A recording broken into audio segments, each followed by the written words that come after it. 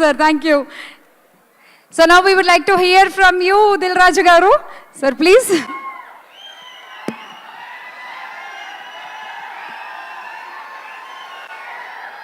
Dear Ram Charan గారికి ముందు happy birthday.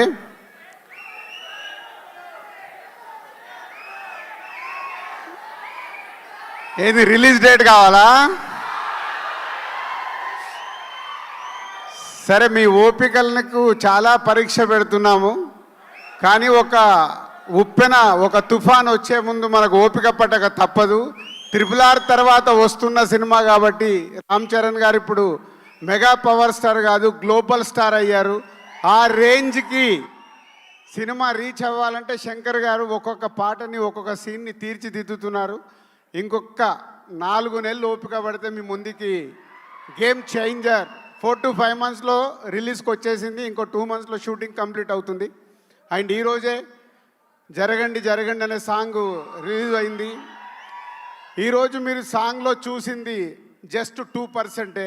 98% దాచిపెట్టుకున్నారు Shankar గారు. అది రేపు రిలీజ్ రోజు థియేటర్లో చూసినప్పుడు ఆ సాంగ్ వర్త్ ఏంటనేది మీకు అర్థమవుద్ది. ఈ ఒక్క సాంగే కాదు, ఇలా ఒక 5 పాటల్ని శంకర్ గారు ఆయన స్టైల్లో డిజైన్ చేసి పెట్టాడు. మీ అభిమానులకి ఒక 3 పాటలు అయితే సీట్లలో కూర్చునే లాగుండదు, లేచి డ్యాన్సులు చేసేలాగుంటాయి. సో ఇంకొక 5 months నన్ను తిట్టుకోకుండా ఓపిక పట్టండి. ఎందుకంటే చాలామంది నాకు మీరు పెడుతున్న కామెంట్స్ పంపిస్తున్నారు, అరే దిల్ మామ మాకు ఒక అప్డేట్ ఇవ్వు అని. పోతే దిల్ మామ అప్డేట్ ఇవ్వలేడు. పైనుంచి శాటిలైట్ నుంచి శంకర్ గారు ఇది ఇవ్వు అన్నప్పుడే నేను ఇవ్వగలుగుతాను. ముందు ఎలాంటి లీకేజీలు నేను ఇవ్వలేను ఈ సినిమా విషయంలో. సో ఇంకొక 5 months ఓపిక పడితే సినిమా మీ ముందుకు వచ్చేస్తుంది. అండ్ చరణ్ గారికి ఇది వెరీ స్పెషల్ బర్త్డే. క్లింకారా లైఫ్లోకి వచ్చింది. So Charan, keep it up. మార్నింగే ఈరోజు తిరుమల దర్శనం చేసుకొని హైదరాబాద్ రీచ్ అయ్యారు. సాంగ్ కూడా రిలీజ్ అయింది. సాంగ్ మాసులో ఎంత వెళ్ళాలో వెళ్ళింది. మీరు ఇంకొక 3 రోజుల తర్వాత ఈ సాంగ్ గురించి ప్రతి అభిమాని మాట్లాడుకుంటాడు. ఎందుకంటే ఆల్రెడీ లీకేజ్ అయిన సాంగ్ కాబట్టి మీకు ఈరోజు కొంచెం ఎనర్జీ లెవెల్స్ తక్కువ ఉన్నాయి.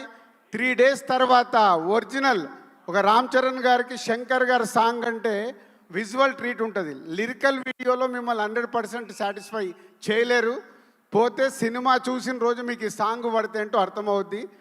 100% ఈ సాంగ్కి మీరు సీట్లలో కూర్చోరు, అది నా గ్యారంటీ. Thank you.